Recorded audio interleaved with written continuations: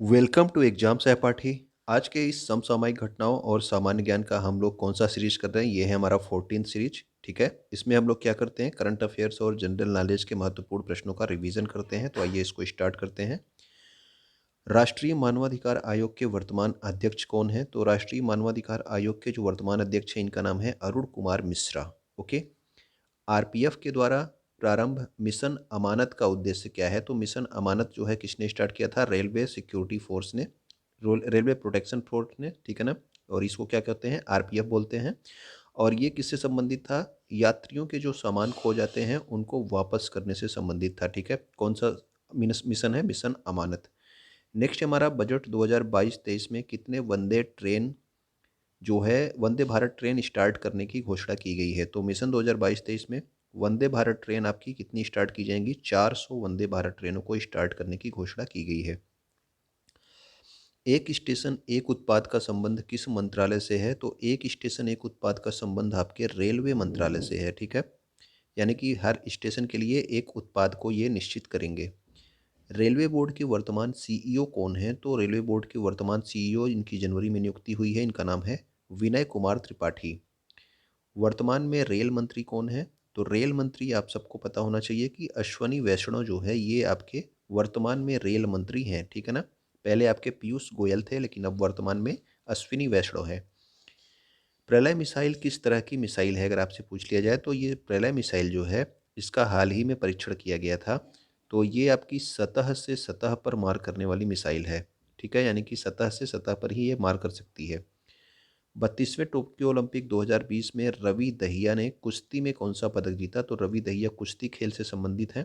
तो रवि दहिया ने कौन सा पदक जीता था? ये जीता था इन्होंने सिल्वर पदक। इसके अलावा कुश्ती में जो है बजरंग पुनिया भी थे, और बजरंग पुनिया ने कौन सा पदक जीता था? तो बजरंग ने जीता था आपका ब्रॉन्ज। ठीक है ना। तो बजरंग ने आपका ब्रॉन्ज पदक जीता था, जबकि आपका सिल्वर पदक किसने जीता था? तो रवि दहिया ने। बजट 2022-23 में प्रस्तावित पर्वतमाला योजना, ठीक है, ये आपकी नई योजना ये प्रस्तावित की गई है। इसमें कितने रोपवे प्रोजेक्ट बनाए जाएंगे? तो रोपवे प्रोजेक्ट क्या होते हैं? एक पहाड़ों पे जो है जाने के लिए ये आपके रज्जू मार्ग, आपने देखा होगा इस तरह से लटके होते हैं। ठीक है ना। ये होते हैं आपके। कितने रोपवे प्रोजेक्ट बनाए जाएंगे? कुल 8 रोपवे प्रोजेक्ट बनाए जाएंगे। और कुल लंबाई कितनी है? तो ये 60 किलोमीटर लंबाई के ये बनाए जाएंगे। ठीक है, और इस योजना का नाम क्या है? तो योजना का नाम इंपॉर्टेंट है, पर्वतमाला योजना। डिवाइन योजना का संबंध किस क्षेत्र के विकास से है? अगर आपसे पूछ लिया जाए तो जो डिवाइन योजना है, ये डिवाइन योजना भारत के उत्तर पूर्वी क्षेत्र के विकास से संबंधित है। ठीक है, तो डिवाइन योजना किससे संबंधित है? भारत के उत्तर पूर्वी क्षेत्र के विकास से। एस्किमो जनजाति के घरों को क्या कहते हैं? ठीक है, ये आपका जनरल नॉलेज का क्वेश्चन आपका, समझ लीजिए। ये आपका इग्लू कहते हैं। जो आपकी एस्किमो जनजाति होती है उनके घर होते हैं बर्फ के। ठीक है, उन बर्फ के घरों को कहते हैं इग्लू। कालाहारी मरुस्थल में कौन सी जनजाति रहती है? तो कालाहारी मरुस्थल में आपकी बुशमैन जनजाति रहती है। ठीक है, तो ये बुशमैन जनजाति है। अब इसके अलावा कुछ यहाँ पे महत्वपूर्ण जनजातियाँ आपको बताई गई हैं, तो इसको आप याद रखना, ये आपके एग्जाम्स में पूछ लिए जाते हैं। बोरो जनजाति कहाँ पे पाई जाती है? तो ये पाई जाती है अमेजन घाटी में। और अमेजन घाटी आपका कहाँ पे है? तो दक्षिण अमेरिका महाद्वीप में है। ठीक है। सेमांग और सकाई जनजाति इंपॉर्टेंट जनजाति है। ये आपके मलय प्रायद्वीप में पाई जाती है। मलय प्रायद्वीप कहाँ पे है, किस देश के अंदर? तो ये आपका मलेशिया में आता है। ठीक है, तो सेमांग और सकाई आपका मलय प्रायद्वीप। बोरो जनजाति कहाँ पे? अमेजन घाटी में। मसाई जनजाति अगर आपसे पूछ लिया जाए तो मसाई जनजाति का जो क्षेत्र है ये है आपका पूर्वी अफ्रीका, यानी कि केन्या वाले क्षेत्रों में ये आपकी मसाई जनजाति पाई जाती है। हौसा जनजाति कहाँ पे पाई जाती है? तो हौसा जनजाति पाई जाती है नाइजीरिया के क्षेत्र में। ठीक है। बद्दू जनजाति कहाँ पे पाई जाती है? तो बद्दू जनजाति होती है आपके अरब मरुस्थल में, बद्दू जनजाति पाई जाती है। इसके अलावा आपका जो आपका खिरगिज और कज़ाक जनजाति है, ये एशिया के स्टेपी प्रदेश प्रदेश के निवासी हैं। ठीक है ना, तो ये एशिया में पाए जाते हैं। एशिया में जो स्टेपी प्रदेश है आपके बर्फीले क्षेत्र, वहाँ पे खिरगिज और कज़ाक जनजाति पाई जाती है। वर्ल्ड हैप्पीनेस रिपोर्ट में भारत की रैंक क्या है? तो वर्ल्ड हैप्पीनेस रिपोर्ट में भारत की रैंक थी 139। ठीक है, 139वीं। प्रेस फ्रीडम इंडेक्स में भारत की रैंक कितनी है? तो प्रेस फ्रीडम इंडेक्स में भारत की रैंक है 142। ओके।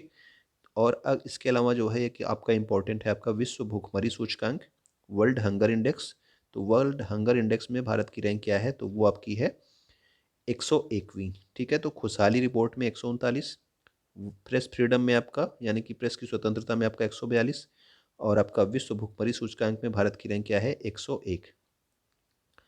इसरो के वर्तमान में अध्यक्ष, ठीक है, ये इंपॉर्टेंट क्वेश्चन आपका है, इसको आपको याद हो गया होगा फिलहाल, लेकिन आप लोग देख लिया कीजिए। एस सोमनाथ हैं वर्तमान में। इसरो ने एक साथ 104 सैटेलाइट किस व्हीकल से लॉन्च किए थे? तो जो आपको पता है कि एक रिकॉर्ड बनाया था इसरो ने पहले, अब इस समय ये रिकॉर्ड इसके पास नहीं है, ये आपके टेस्ला के पास है।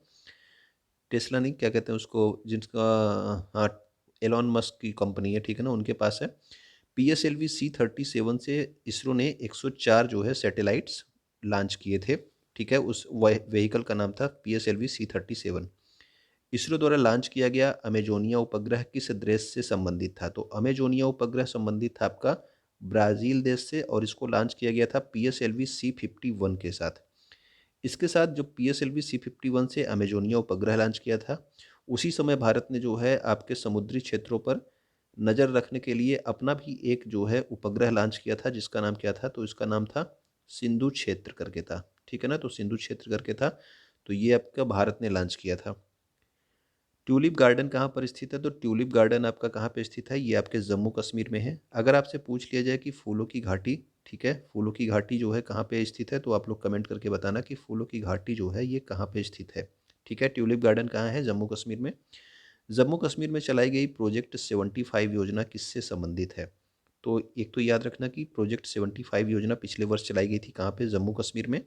और ये बालिकाओं के लिए छात्रवृत्ति से संबंधित योजना है, ठीक है ना। वहाँ की बालिकाओं के लिए छात्रवृत्ति से संबंधित योजना है। कौन सी योजना? प्रोजेक्ट 75 जम्मू कश्मीर।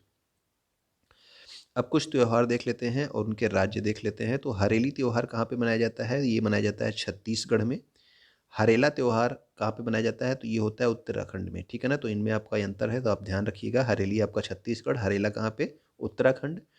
बथुकम्मा त्यौहार जो है ये कहाँ पे मनाया जाता है? तो ये मनाया जाता है तेलंगाना में। धानु यात्रा महोत्सव इंपॉर्टेंट है आपका, ये आपका उड़ीसा में, ठीक है ना। इसके अलावा आपका रज पर्व भी आप याद रखना कि रज पर्व कहाँ पे मनाया जाता है? तो रज पर्व भी आपका उड़ीसा में ही मनाया जाता है। अगला है हमारा तानसेन महोत्सव।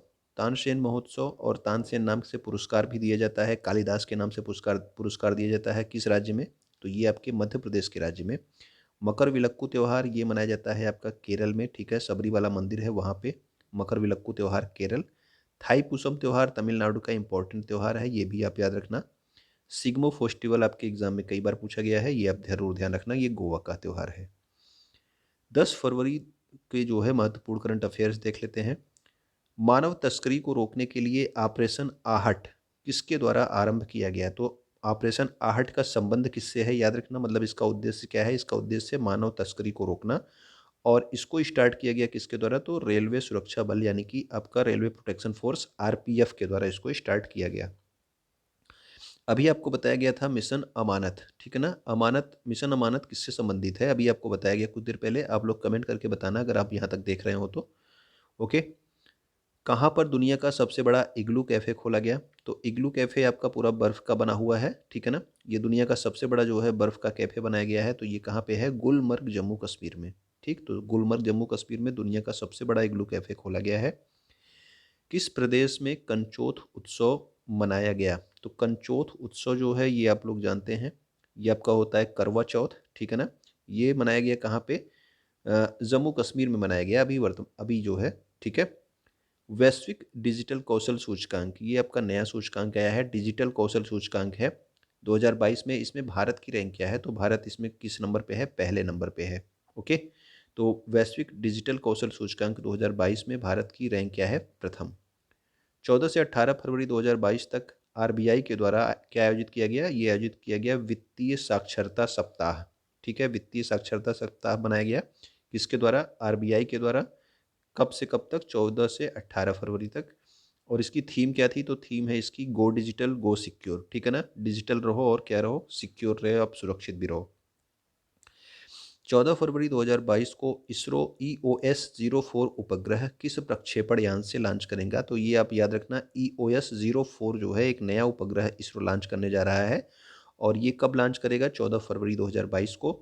जिस उपग्रह से जिस आपका व्हीकल से लॉन्च करेगा, लॉन्चिंग व्हीकल से, उसका नाम है पीएसएलवी सी-52। ठीक है, अभी आपने देखा सी-51 से जो है क्या लॉन्च किया गया था, अमेजोनिया उपग्रह और सिंधु नेत्र आपका उपग्रह भारत की ओर से, ठीक है ना। अब देखिए क्या होता है कि आप लोग को अच्छा लग रहा होगा तो आप क्या करेंगे कि वीडियो को आप कमेंट करके बताएंगे, ठीक है।